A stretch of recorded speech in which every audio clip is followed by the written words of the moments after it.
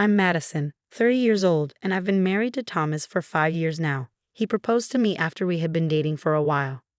Thomas is 2 years younger than I am, and undeniably handsome, with a bit of a reputation as a ladies' man. This reputation sometimes led to tension between us. When he proposed, I couldn't help but voice my concern. Thomas, I said, I'm thrilled about your proposal, but there's one thing that's been on my mind. Oh, what's that? He asked, his brow furrowing slightly. Your reputation as a ladies' man. Everyone knows about it. Hearing this, Thomas laughed softly. That's only because I had never met a woman I truly loved before. But now that I've met you, Madison, I promise there won't be any rumors with other women. Can you trust me? Absolutely, I replied. And so we got married. Our wedding took place at a prestigious hotel known for hosting grand celebrations. I wasn't too keen on such a lavish affair, but Thomas's family was well known in society, and they had a tradition of holding weddings at this particular hotel. I had no say in the matter. At the reception, Thomas's family and relatives exuded an air of having lived life to the fullest, while my family was small and modest. My father had died in a car accident when I was young, and I had no siblings, so it was just my mom and a few close relatives. I suggested to my mom that we invite more people to balance out the guest list, but she just laughed it off. Being a lawyer and the head of her own firm, my mom was great at public speaking. Her speech at the reception was praised by many, but I was so embarrassed I wished it would end quickly. The day after the wedding, we left for our honeymoon, touring famous Australian tourist spots for 2 weeks and staying in top-tier hotels. 3 days after we returned, Thomas went back to work. Though he called it work, he was the vice president of his father's company and was set to take over once his father retired. He always came home promptly at 5:00 p.m. We lived in a separate house on his parents' property, but this separate house was a spacious 6-bedroom home, complete with a 60-year-old maid who had looked after Thomas for years. I hardly had to do any housework as my only task was preparing dinner. Thomas, probably spoiled growing up in a wealthy family, was very picky, not just about food, but also about people. The maid informed me of his food preferences. He wouldn't touch anything he disliked, but if he loved something, he would want it every day. His absolute favorite was macaroni and cheese. He would eat it at home and even order it when we went out, making meal planning a breeze. About a year after our marriage, Thomas suggested, how about a 10-day trip to Europe next month? You've never been there, right, Madison? I would love to go, but can you take that much time off work, Thomas? It's fine, my dad's there, and I don't really do much anyway. If you're sure, then I'm in, I agreed. Great. Oh, I want to bring along some friends, Thomas added casually. I was surprised, thinking it would be just the two of us. Who's coming with us? My college junior, Anthony, and his girlfriend. Anthony might even be more handsome than me, and his girlfriend is so cute. I'm quite envious, Thomas laughed. I felt a bit uneasy about another woman joining us. Another woman is coming. Yeah, she's just 21, but Anthony really wanted her to come. If you're okay with it, then so am I, he said. Little did I know, this trip would mark the beginning of the end for Thomas and me. The next month, we flew to England. Everything in Europe was new and exciting, and I couldn't stop taking photos on my phone. While Thomas didn't talk much to Anthony, he was very kind to Anthony's girlfriend, Brittany. Once, when Thomas went to the restroom, I struck up a conversation with Anthony. You're Thomas the Jr. from college, right? For some reason, Anthony hesitated before replying, yes, I am. I laughed at his response. You're funny, Anthony. You seem nervous. No, not at all, he said, but just then, Thomas returned and saw us talking. Madison, what's going on? What are you telling Anthony? Thomas asked, his tone sharp. We were just chatting. Why? Is it wrong for me to talk to Anthony? I replied, confused by his reaction. It's not like that, Thomas said, but he seemed to interrupt whenever I spoke to Anthony or his girlfriend, making it hard for us to have a proper conversation. During the trip, Brittany and I once went to the restroom together, and I decided to share my observations with her. It might sound odd, but it seems like you and Anthony are really close, I said to Brittany, noticing the awkwardness between them. Brittany, clearly taken aback, replied hesitantly, it's my first time traveling abroad, so everything's a bit overwhelming. While you're here in a foreign country with your boyfriend, Try to enjoy it, I suggested, trying to lighten the mood. Thank you, she murmured. The four of us moved on to France, visiting various famous tourist spots. One evening at the hotel restaurant, Brittany was conspicuously absent. Anthony, where's Brittany? I asked, noticing her empty seat. She said she'd be a bit late. She should be here soon, he replied, but his tone lacked conviction. Thomas seemed visibly irritated as we waited. After a while, with no sign of Brittany, Thomas abruptly stood up. I'll go check on her, he said. I thought Anthony should be the one to go, but Thomas was already on his way. 10 minutes passed, and neither Brittany nor Thomas had returned. I turned to Anthony, my concern growing. What's taking them so long? Is Brittany feeling unwell? Anthony hesitated, then said, I don't think she was sick or anything. I'll go check on them.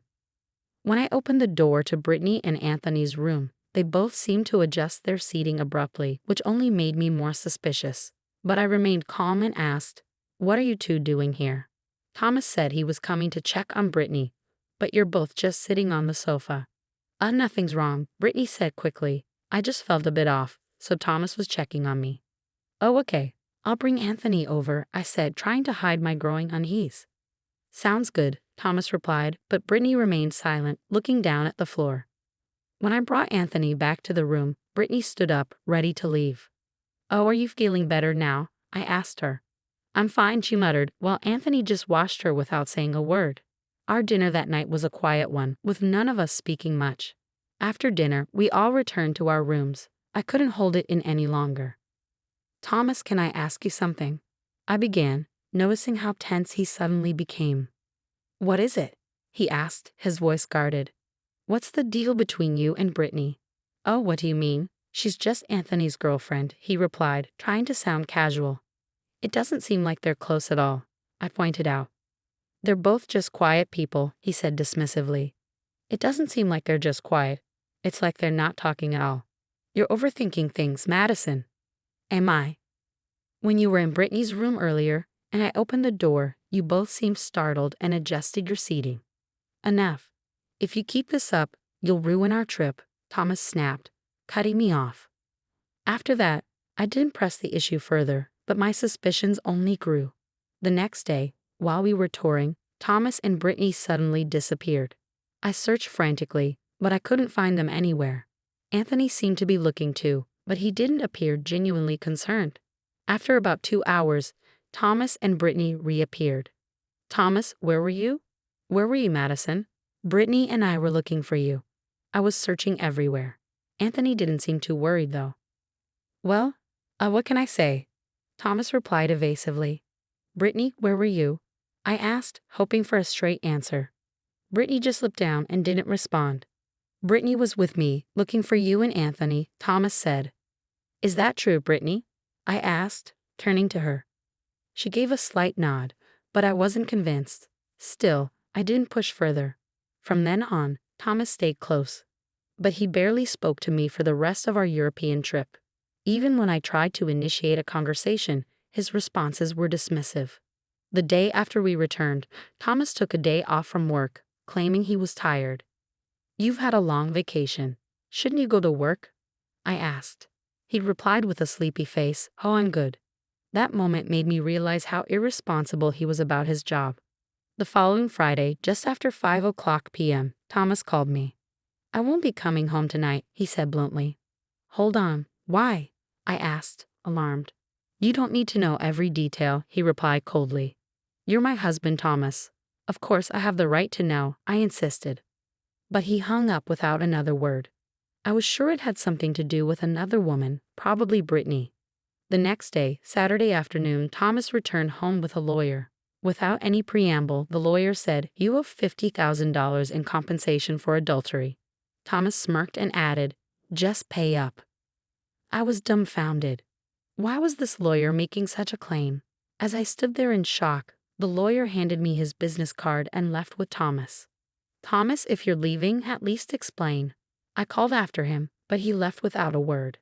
I gathered myself and called my mom, using the number on the card. Mom, are you free? What happened? This lawyer hired by Thomas just came and demanded $50,000, claiming I committed adultery. I'm so confused. Did you? She asked. Of course not. Then don't worry. But he's a lawyer, Mom. Who is he? I looked at the card again and was shocked to see the name of Mom's law firm written on it. He was a lawyer who belonged there. Mom, he's from your law firm. Who? She asked. I told her the name, and she replied, that man is always taking on dubious cases. Can you ask him to drop the case? He might, but Thomas will just hire someone else. What should I do? After a pause, Mom said, I'll handle this for you. Thank you, Mom. I'll look into it too. Later, Mom called me back. I figured it all out. Thomas is a terrible man. I'll teach him a lesson, she said, revealing Thomas's devious plans. He had always been a ladies' man, but this was beyond anything I had expected. But maybe I was wrong to marry him. You did nothing wrong, Madison. So you're okay with divorcing him? Absolutely. Let's call Thomas and set up a meeting. You'll come too, right? Of course. I need to give him a piece of my mind. And make sure his lawyer comes too. I will. I called Thomas and told him we needed to discuss things and to set a date with his lawyer.